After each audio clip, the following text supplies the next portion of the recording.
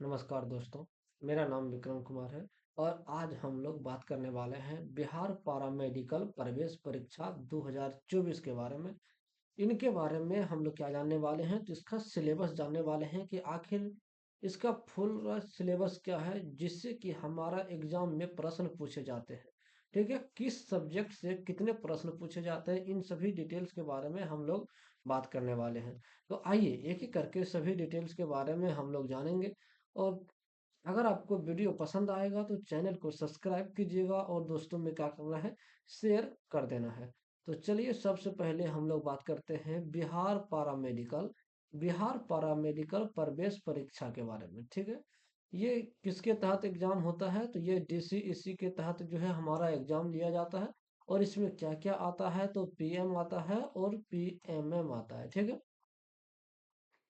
उसके बाद हम बात करें अगर वहीं पूरा सिलेबस के बारे में, पैटर्न और रणनीति के बारे में। जी हाँ, पूरा सिलेबस इसका क्या रहने वाला है, पैटर्न और रणनीति भी हम लोग इसमें समझने वाले हैं। उसके बाद आसान भाषा में हम लोग क्या करेंगे, सभी बातों को समझेंगे। ठीक है, अगर आप अभी अभी 12th को पास किए हैं या 10वां पास किए हैं तो आपके लिए ये वीडियो मोस्ट इम्पोर्टेंट रहने वाला है। अगर आप बनना चाहते हैं एक प्रैक्टिशनर डॉक्टर तो ये वीडियो जो है आपके लाभदायक के लिए है। ठीक है, तो चलिए अगले सब्जेक्ट पे। तो हम यहाँ से हम लोग क्या करेंगे, विषय के ऊपर बात करने वाले हैं। ठीक है,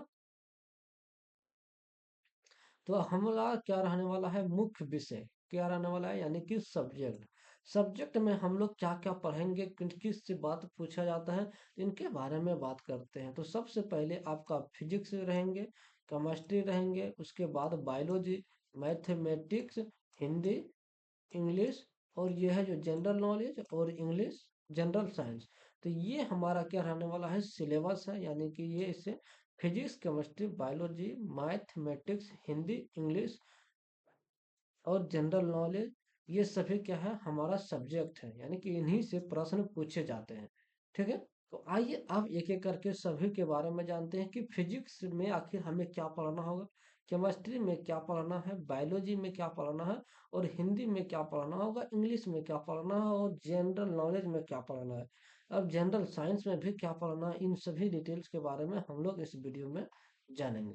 तो आइए सबसे पहले हम लोग चलते हैं फिजिक्स के ऊपर। तो फिजिक्स का सिलेबस क्या रहने वाला है, इनके ऊपर हम लोग आ गए हैं।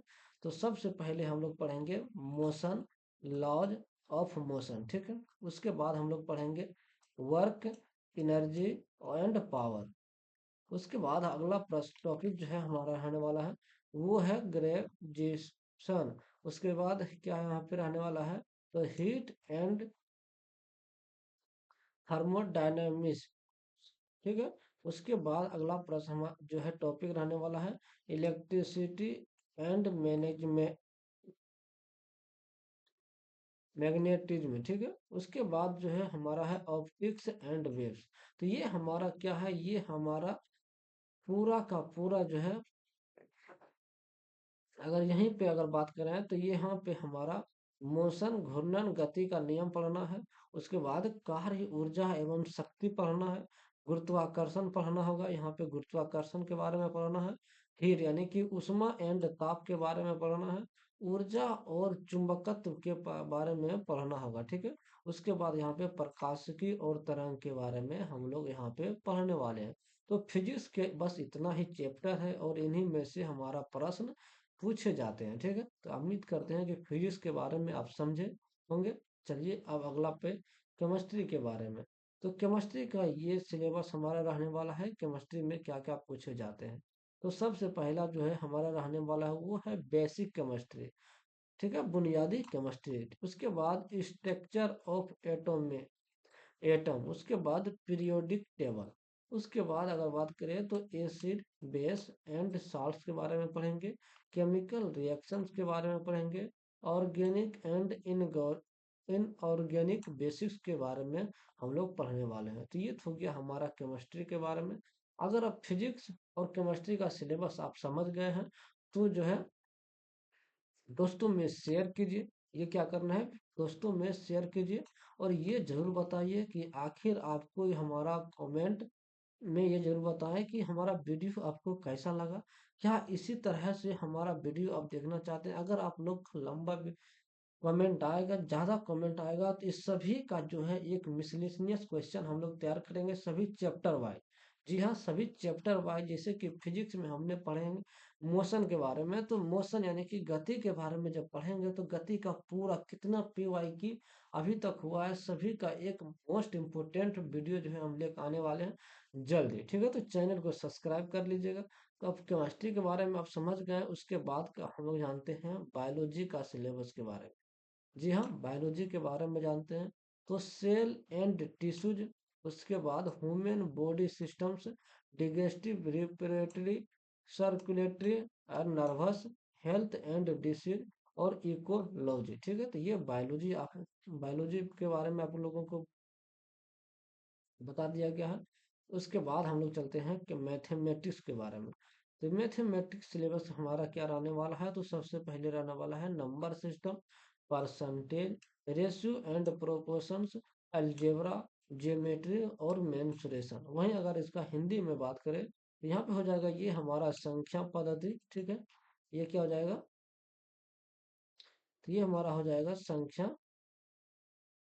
पद्धति। उसके बाद हो जाएगा यहाँ पे ये हमारा प्रतिशत, अनुपात और समानुपात, और ये बीजगणित, और ये क्या हो जाएगा? ज्यामिति और मेंसुरेशन। ठीक है, यानी कि मापन।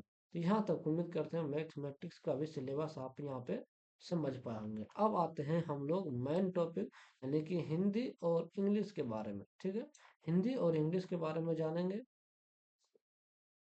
तो सबसे पहले हम लोग पढ़ेंगे grammar, comprehension, sentence correction, vocabulary और एडम एंड फ्रेज। ठीक है, तो ये हिंदी और इंग्लिश का सेम सिलेबस होता है, यानी कि व्याकरण, शब्दकोश, मुहावरे और कहावतें। ठीक है, इस प्रकार से आप लोग को क्या करना है,